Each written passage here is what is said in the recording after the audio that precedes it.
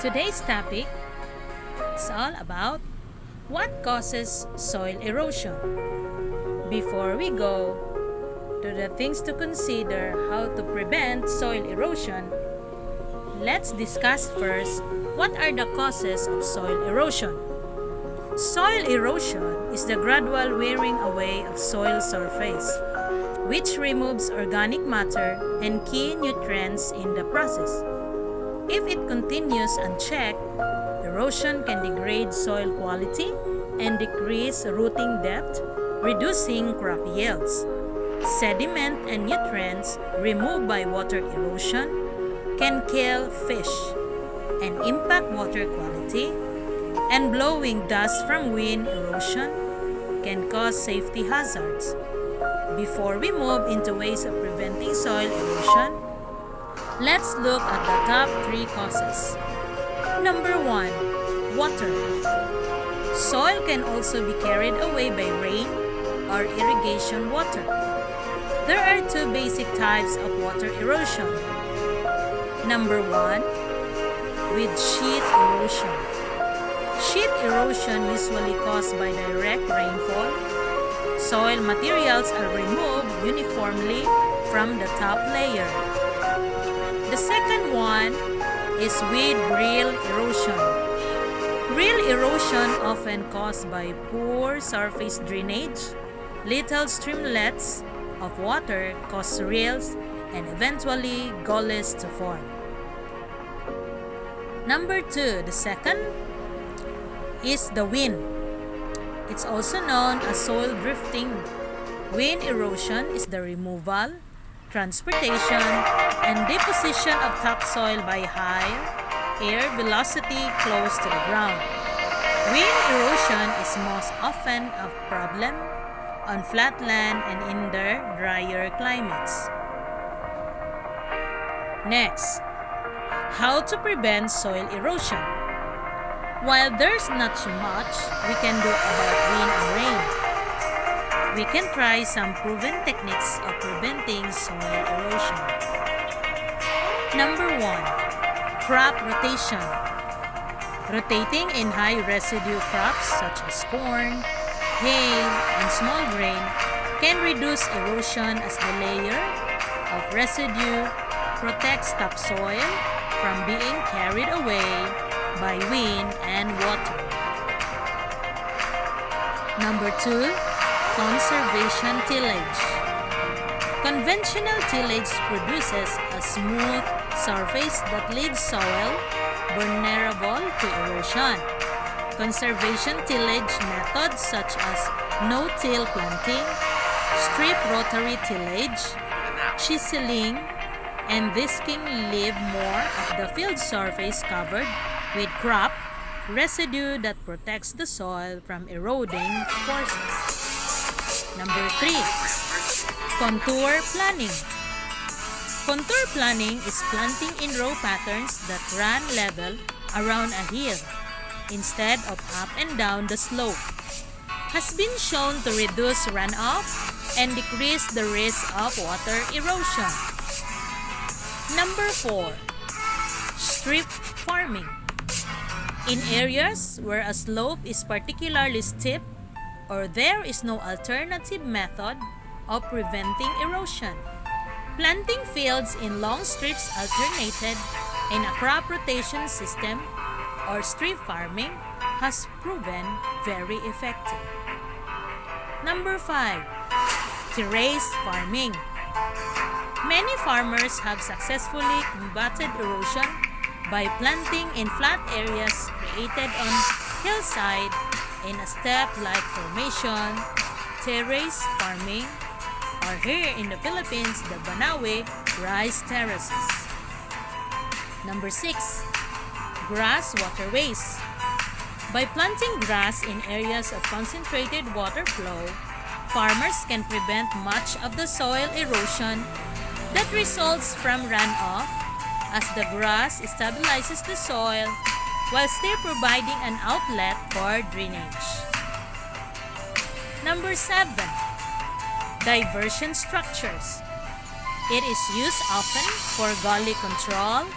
Diversion structure cause water to flow along a desired path and away from areas at high risk for erosion. It says here, your soil is one of the most important assets of your farming or ranching operation, and losing it through erosion can seriously impact your bottom line. The time, effort, and resources you spend on erosion prevention today is valuable investment in the future of your business.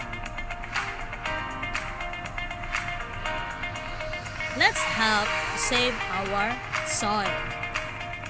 And for the last, the easiest and most effective way to prevent erosion is to create root systems through growing vegetation. Strong plant root systems hold the soil and create stability beneath the surface. Mats, especially on steep grades and inclines, are another simple way to keep the soil in place. And that's all our topic for today about how to prevent rapid soil erosion.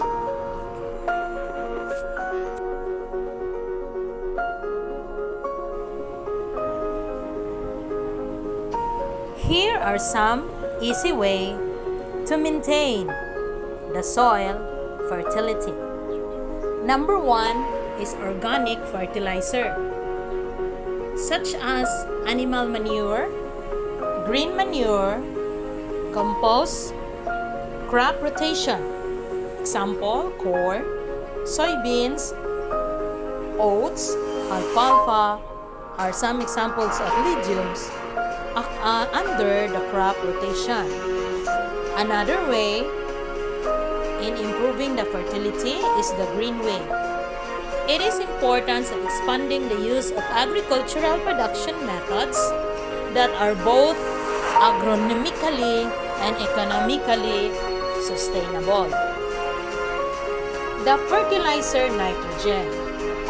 It is good because nitrogen fertilizer should be added to the soil when the crop will use it. Adding excess nitrogen will cause losses that may harm the environment. Keep nitrogen and phosphorus out of water bodies by only applying it to the soil that need the nutrients. Next, the nitrogen is expensive, and using only what the crop needs for adequate growth is important. Another way is the activated biochar in agriculture. Activated biochar is added into soils to improve soil structure. Biochar itself is a porous material. It can easily absorb and retain huge amount of water.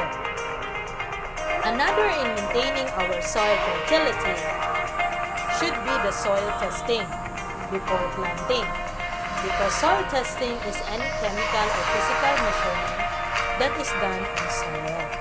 That's why it is very important. It is indispensable in establishing and maintaining the soil fertility program. Here are some measures to conserve soil fertility. Number 1, forest protection. Number 2, no-till farming. Number 3, fewer concrete surfaces. Number 4, plant break areas. Number 5, terrace planting. Number 6, plant trees. Number 7, crop rotation. Number 8, water the soil. And lastly, maintain the pH of the soil. So there are 16 essential nutrients for maximum plant growth that are found in the soil. The nitrogen, calcium, boron, iron, manganese, phosphorus, magnesium, chlorine, zinc, molybdenum, potassium, sulfur, and copper, mostly from the oxygen and hydrogen, then carbon. Hope you find these tips a helpful way to maintain the fertility of the soil. That's all for today. See you next time. Bye. Thank you.